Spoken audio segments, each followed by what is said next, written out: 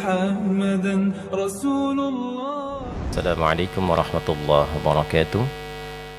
Jadi inti pelajaran kita di subuh kali ini, kita akan keluarkan di antara amalan ini, temanya adalah amalan-amalan sunnah Ramadan. Di antara amalan sunnah di bulan Ramadan, kita urutkan dulu pelan-pelan. Sebelum puasa ditunaikan, Allah Subhanahu wa ta'ala meminta kita menyiapkan diri dengan makan dan minum secukupnya. Wa kulu washrabu hatta yatabayyana lakumul khaytul abyadu minal khaytil aswadi minal fajr. Silahkan makan dan minum sampai mendekat kepada fajar.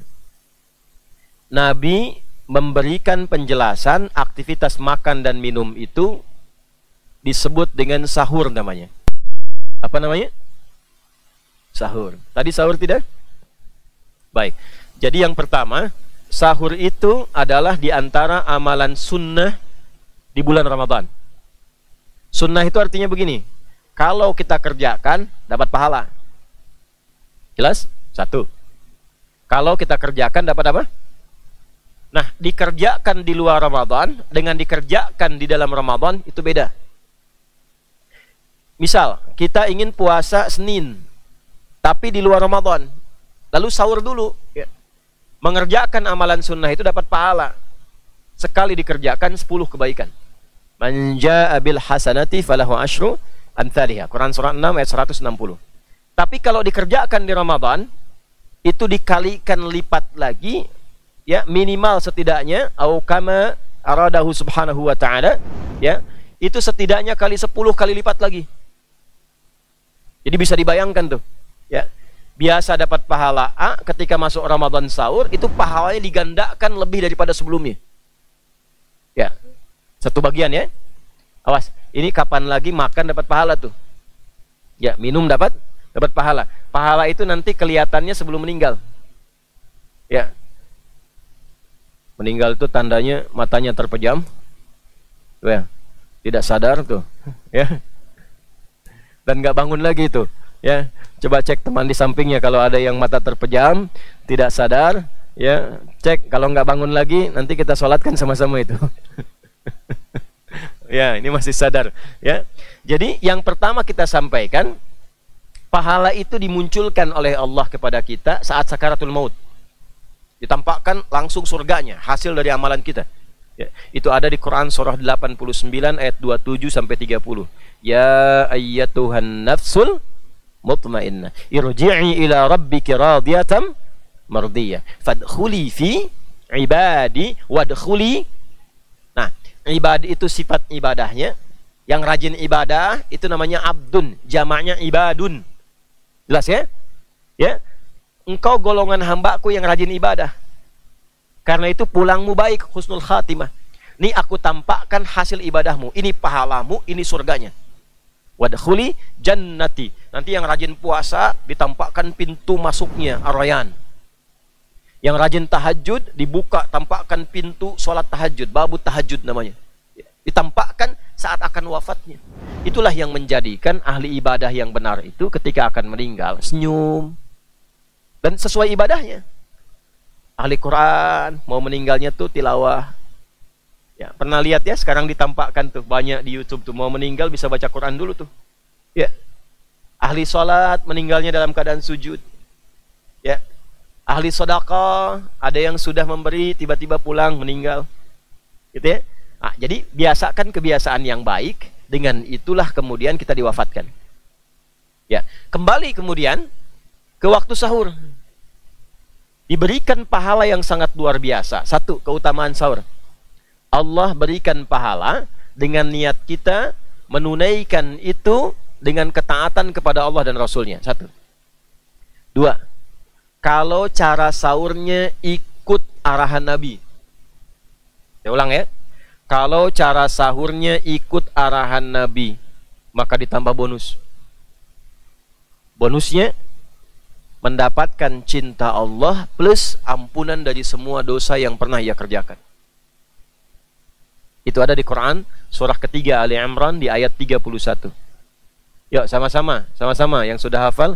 Qul in kuntum tuhibbunallaha fattabi'uni yuhbib wa yaghfir lakum dunubakum. Perhatikan kalimatnya. Qul in kuntum tuhibbunallaha, Muhammad viralkan pada umatmu. Katakan, jika mereka, kalian semua itu serius mencintaiku, fattabi'uni, maka ikuti petunjuk-petunjuk Rasulullah. Terkait dengan sahur, Nabi berikan arahan apa tentang sahur? Bagaimana caranya? Kapan waktunya? Kalau kita ikuti, maka perhatikan apa yang Allah jaminkan. Yuhbibkumullah, Allah turunkan cintanya. Cinta Allah diturunkan langsung kepada hamba yang mau mengikuti arahan Nabi. Wa yaghfir lakum dzunubakum. Lalu setelah cinta Allah diturunkan, digugurkan semua dosa yang pernah dikerjakan selama hidupnya. Ini mahal ini. Oh, hati-hati ya, ini mahal. Jadi jangan dikira mengerjakan amalan sunnah itu, khususnya di bulan Ramadan, itu amalan biasa. Kalau serius, datang cinta Allah. Ini saya tanya ibu ya, Bu ya. Bapak juga masuklah di depan ini. Kalau orang tua sangat cinta kepada anak, apa yang anak minta diberi nggak? Beri. Ya. Kalaupun tidak ada yang diminta, pasti akan diusahakan. Ya. Sifat orang tua begitu, walaupun minjam, karena cinta. Allah apa yang tidak punya? Semua dipunyai karena Dia maha segalanya. Jadi ketika Allah mencintai seorang hamba, dibuka semua aksesnya. Apa yang diminta? Nah, tapi Allah mengajarkan pada kita, kalau cinta Allah sudah turun, akses semua dibuka, mau minta apapun diberi, maka pemberian tertinggi itu ampunan dari semua dosa. Ya, saya tanya begini, kalau dikasih uang 100 miliar mau nggak? Nah, tapi masih ada dosanya. Ya, nih saya tanya, dikasih 100 miliar ada dosanya, atau tidak dikasih apapun cuma dosa hilang, pilih mana? Oh, masa? Itu yang korupsi milih tuh dapat uang tuh, walaupun berdosa kan? Nah, itu tidak mudah tuh. Nah, amalan sunnah itu melatih kita memiliki sikap itu. Gimana caranya bersikap baik? Gitu. Jadi kalau ditampakkan uang banyak pun, kalau mengandung yang salah, itu kalau sudah terbiasa mengamalkan amalan sunnah tidak tertarik. Mau berapapun, 1 triliun, tapi haram, tidak. Gitu. Terus maunya apa? 1 triliun halal. Misalnya, ya 1 juta halal, 100.000 halal. Apa yang sudah dilatih lewat amalan itu menjadi kebiasaan. Dan dahsyatnya amalan sunnah itu membentuk karakter, kepribadian yang kuat. Jadi itu yang pertama, melahirkan pahala. Kedua, mendatangkan cinta Allah. Ketika cinta Allah diturunkan, maka yang pertama Allah berikan ampunan dari semua dosa. Jadi kalau orang itu sudah hilang dosanya, dosa itu kan sifat salah. Salah itu cerminan dari perbuatan buruk. Buruk itu lawannya baik. Kalau kita ingin tahu sesuatu, cari lawannya. Buruk lawannya baik. Kalau buruknya hilang, berarti yang muncul tinggal apanya? Baiknya. Itulah di Quran sering ditampilkan gini. Perhatikan kalimatnya. Inna fi khalqis samawati wal ard wa ikhtilafil laili wan nahar. Pergantian siang dan malam ditunjukkan kalau malam tiba, siang nggak ada. Kalau siang tiba, malam tidak ada. Itu menunjukkan sesuatu yang berlawanan. Kalau pengen tahu sesuatu, cari lawannya. Ya, apa lawan hitam? Apa lawan laki-laki? Perempuan. Di sini laki-laki semua. Berarti yang tidak ada siapa? Perempuan. Di sana di atas perempuan semua. Yang tidak ada siapa? Laki-laki. Kalau buruknya hilang, berarti yang ada tinggal apanya?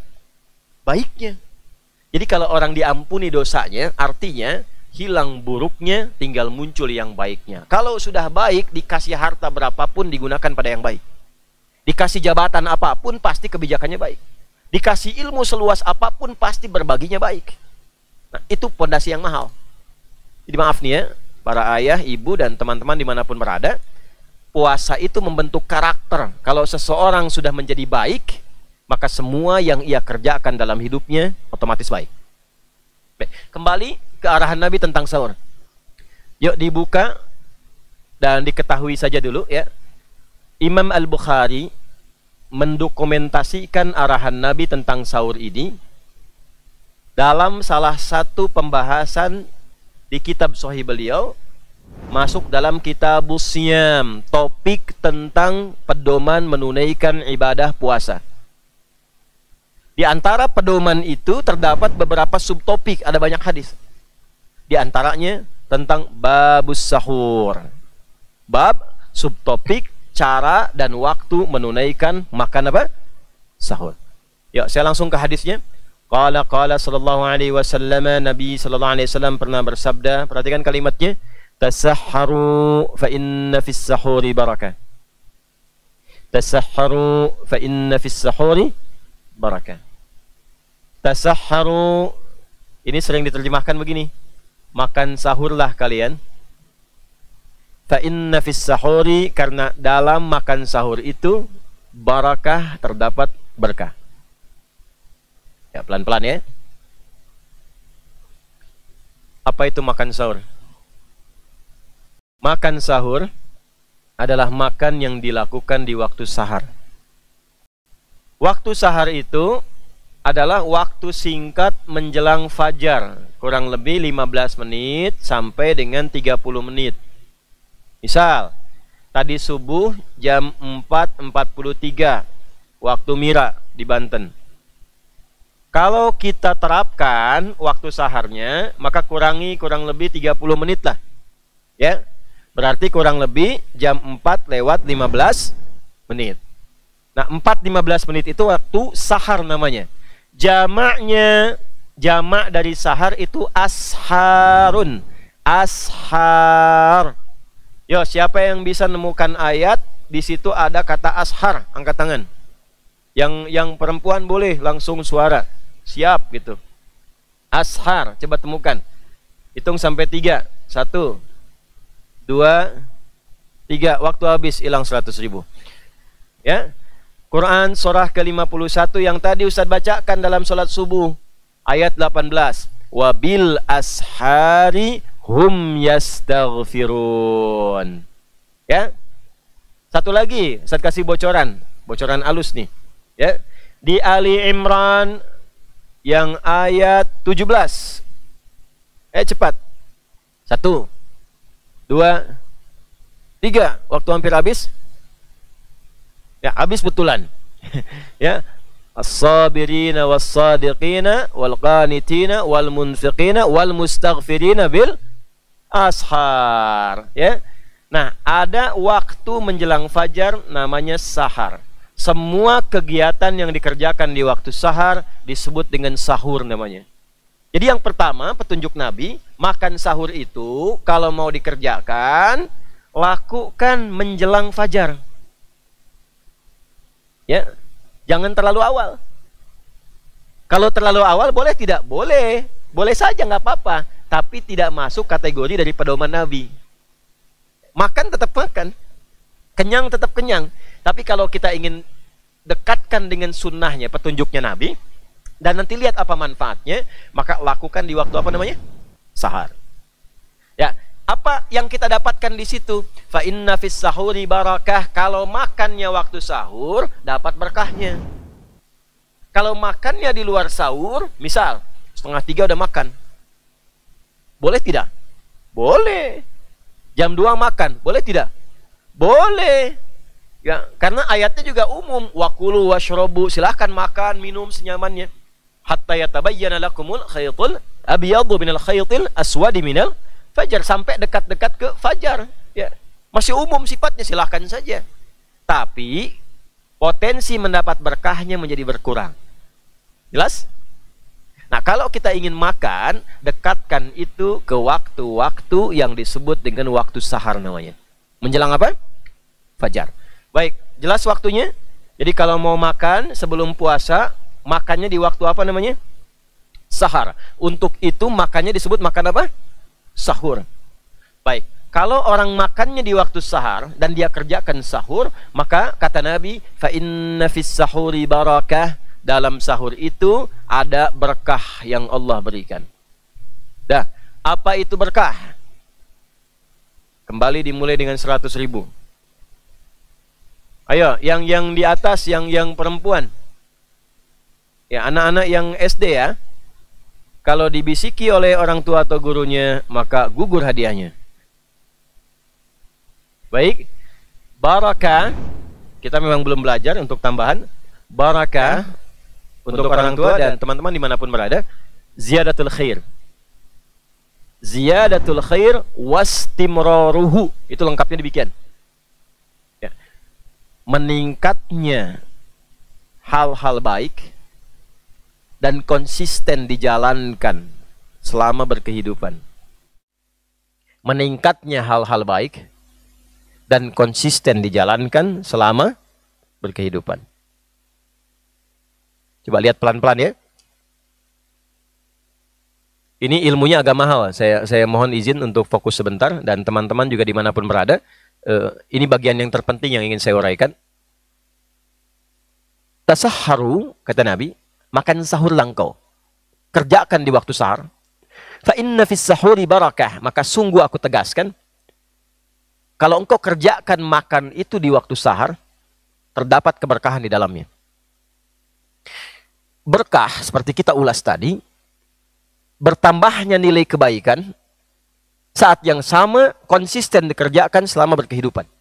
Jadi ciri orang kalau makan sahurnya benar, perhatikan baik-baik poin ini ya. Kalau makan sahurnya benar, maka konsumsi yang ia dapati dalam sahur itu, makanannya, minumannya, secara otomatis membuat keadaan dirinya tersupport menjadi lebih baik. Satu, puasanya baik. Ya, puasanya baik. Apa ciri puasa baik? Satu, secara fisik. Apa cara fisik itu? Dia kuat menahan lapar, menahan haus, menahan godaan dari berbagai macam hasrat biologis dari fajar sampai dengan ke maghrib. Kenapa dikerjakannya dekat-dekat ke fajar? Karena kalau makannya kita dekati ke fajar, menahan lapar hausnya itu tidak terlampau lama. Yo, subuh 4.43. Maghribnya jam 6 misalnya. Ya, 6:07 di sini. Taruhlah kita ambil 4:30 ke jam 7, ke jam 6. Berapa jam kita menahan lapar haus? Ya. Kurang lebih 12 jam ya. 12 jam ya. Kurang lebih. Baik ya. Sekarang coba. Kalau makannya jam 3. Setelah itu istirahat tuh. Apalagi tidur misalnya.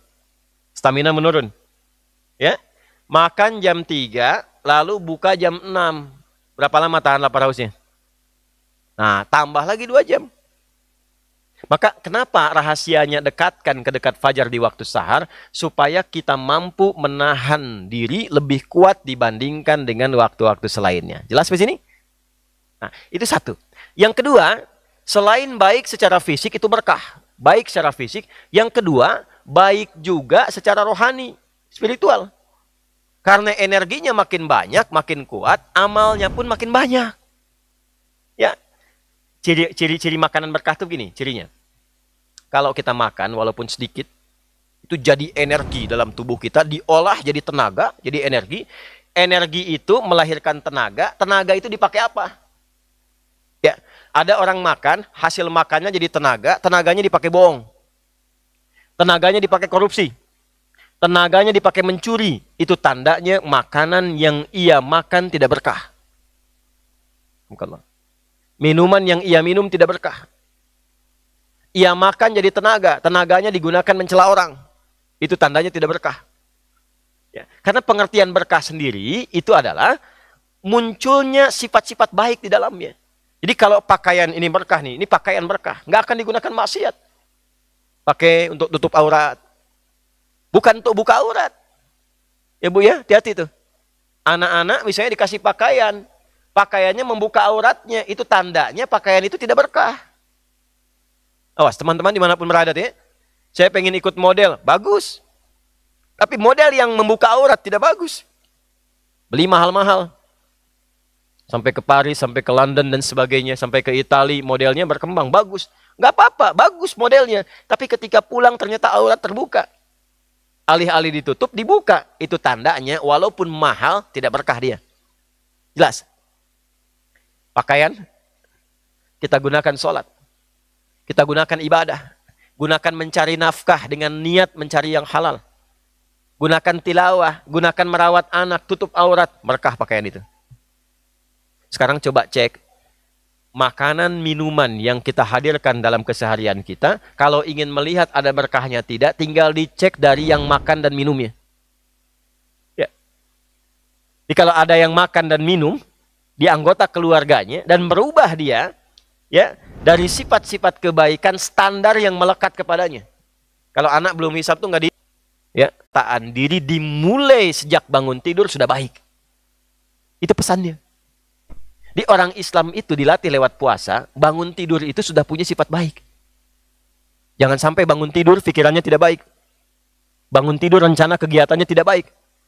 Karena itulah pastikan kata Nabi, apa yang engkau konsumsi dalam makanmu itu bukan hanya menguatkan puasamu, tapi juga mengisi kekuatan puasamu dengan amal-amal kebaikan. Jadi kalau pengen lihat sahurnya berkah tidak, silahkan dicek selama puasa. Meningkat gak sholatnya? Ya. Meningkat tuh bukan subuh 2 jadi 3, tidak. Ya. Nah, fardu tambah sunnah. Meningkat gak bacaan Qurannya? Ya. Meningkat gak sedekahnya? Meningkat gak sifat baiknya? Ini anak-anak nih semakin taat pada orang tua nggak? Kalau semakin taat, semakin baik, berarti berhasil puasanya itu. Sahurnya berhasil. Ayah ibunya nih bagaimana? Kerjanya, di rumahnya, ya, kesolehan-kesolehannya. Kalau meningkat kebaikannya, tandanya sahurnya berhasil. Ibu masak, sebaik apapun menunya, semahal apapun bahannya, tapi tidak melahirkan kebaikan, ada yang tidak berkah dalam sahurnya. Bos, ini sepekan ini kita. Ini mahal, ilmunya tidak mudah ini, kita gali itu. Maka ini bagian pertama, kalau kita mampu mengerjakan itu, sahurnya benar, waktunya benar, caranya benar, hasilnya benar, maka apa yang kita dapatkan dari Allah Subhanahu wa Ta'ala? Satu, cinta Allah diturunkan kepada kita. Dengan cintanya rajin ibadah, tinggalkan larangan Allah, dan saat bersamaan dirubah dia jadi pribadi yang baik. Wa yaghfir lakum dzunubakum. Nah, ini materi yang sederhana, singkat, padat, tapi penting untuk kita lakukan. Saking pentingnya, Nabi sampai mengatakan dengan kata inna, fa inna, saya tegaskan kata Nabi itu. Ya, saya tegaskan ada keberkahan dalam makan sahur itu. Nih, Ustaz mau kasih rahasia besar. Ini belum dan jarang saya buka. Kalau berkah itu sudah terkumpul, yang ditunjukkan dengan iman dan takwa. Coba lihat, kita puasa pakai iman tidak? Pakai iman, karena itu perintahnya ya ayyuhalladzina amanu. Kita saat puasa berlatih takwa tidak? Berlatih, karena itu ujungnya la'allakum tattaqun. Kalau iman dipadukan dengan takwa dan kita gunakan iman dan takwa itu untuk menaati Allah, apa yang terjadi? Akan dibuka semua akses langit dan bumi yang memudahkan kehidupan kita. Dibuka aksesnya. Dan yang dibuka bukan cuma akses yang berkah, yang baik semua. Jadi kalau doa belum mengangkat tangan itu bisa terjawab. Baru terbersit dijawab. Sepanjang baik yang dimintakan. Kalau kerja, maaf ya, tidak susah. Tidak susah. Dia baru bergerak, rezeki datang. Baru bergerak, rezeki bisa datang. Karena dibuka aksesnya. Ada di mana ditemukan ketentuan itu? Di Quran surah 7 Al-A'raf di ayat 97. Ya. Ayo yang hafal. Walau anna ahlal qura amanu wattaqau lafatahna 'alaihim barakatim minas sama'i wal ard.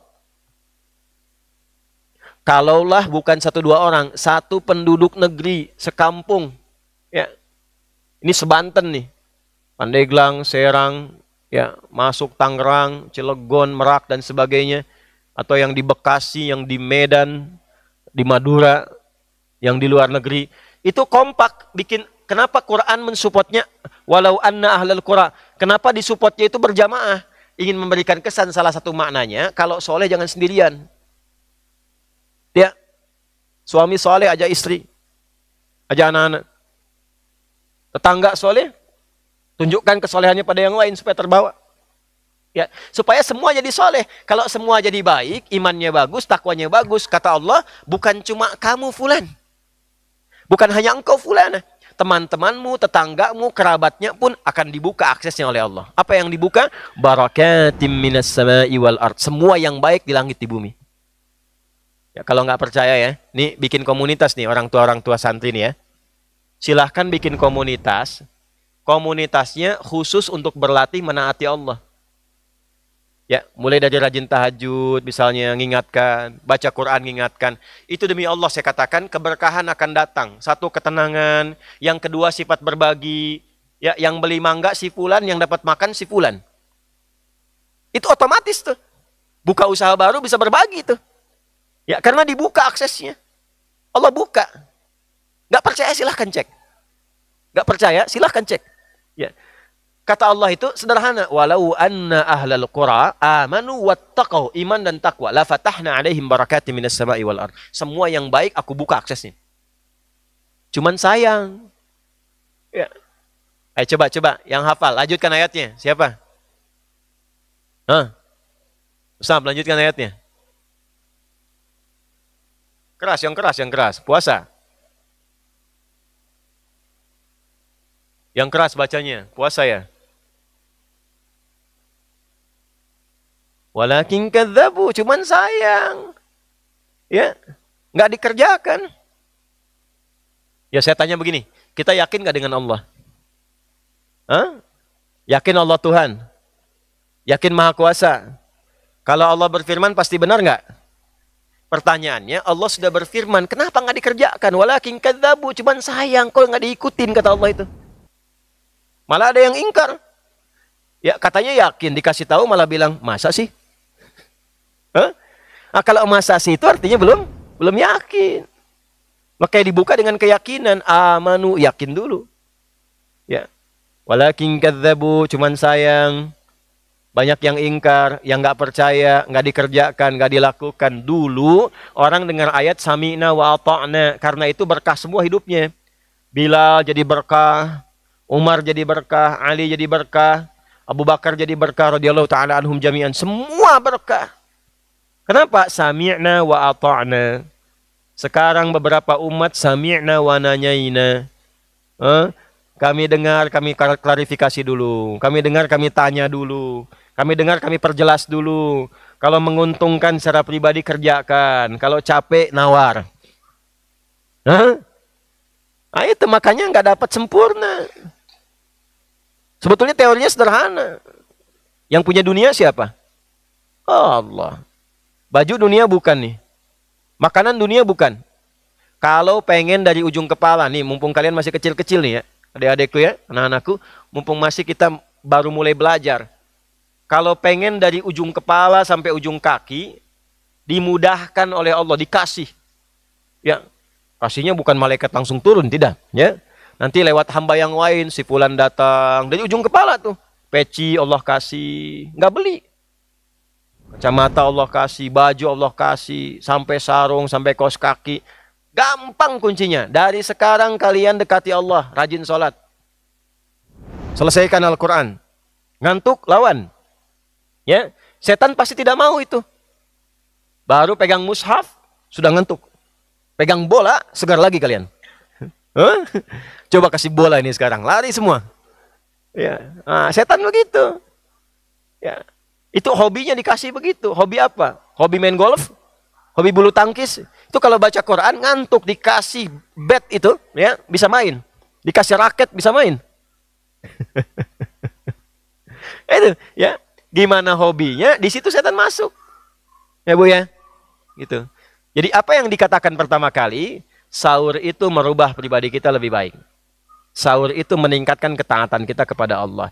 Jadi ayo kita sama-sama, termasuk saya pribadi, kita koreksi diri kita sampai dengan detik ini, perbaiki sahurnya, perbaiki implementasi pengamalan dari sahur kita, maka dengan perbaikan itu semoga Allah berkenan memberikan keberkahan dalam kehidupan kita. Ya, teman-teman dimanapun berada, mohon izin dalam ta'lim ini kita menyesuaikan, karena hari ini adalah hari penutupan untuk pekan pertama bagi para santri. Untuk itu kita komunikasinya ada dua arah, ya, ke teman-teman dan secara umum juga ke adik-adik kita yang berada di sini. Alhamdulillah anak-anak ini cukup baik dalam proses belajar, insya Allah. Ada yang sudah setengah Quran ya, 15, 16 juz, ada yang 11, ada yang 14. Mudah-mudahan kita selesaikan sampai 30 juz. Lulus SD harus selesai 30 juz ya. Ya, alhamdulillah. Sekarang masih kelas 3, kelas 4, kelas 5. Insya Allah dimudahkan oleh Allah Subhanahu wa taala. Karena itu saya pesan orang tuanya, mohon orang tua, satu, jangan berikan pada anak kecuali yang halal. Ya, Bu ya.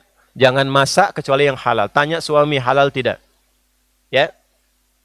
Yang kedua, jaga diri dari maksiat. Orang tua jaga dari maksiat. Kata-katanya, tata yang baik. Doanya yang baik-baik. Itu mempercepat kepada anak-anak untuk belajar. Ya. Yang ketiga, hidupkan suasana untuk mendekat kepada Allah. Di rumah diisi Quran, bacaan, murotal, supaya anaknya termotivasi. Insya Allah kalau dibiasakan begitu, pasti Allah jaga. Walaupun belum kelihatan sekarang. Nanti kalau mau pengen tahu keberhasilan anak-anak di sini, cek nanti saat kembali. Ya, Kiai saya dulu mengatakan begini, kita nggak akan tahu keunggulan kita dapat apa saat di pesantren, kecuali kalau keluar dari pesantren itu. Baru tahu. Ya, baru tahu kita. Kesimpulannya adalah puasa melatih kita menjadi pribadi yang lebih baik. Sahur, amalan pertama yang memberikan inspirasi dan kesan kepada kita supaya kita menjadi pribadi yang lebih kuat secara fisik, intelektualitas kita terjaga, dan juga spiritual kita meningkat, sehingga dengan ketiganya kita optimalkan, insya Allah menjadi pribadi yang lebih berkualitas, lebih mulia, dan terjaga sampai kembali pada Allah Subhanahu wa taala. Kita berdoa mengakhiri kajian kita.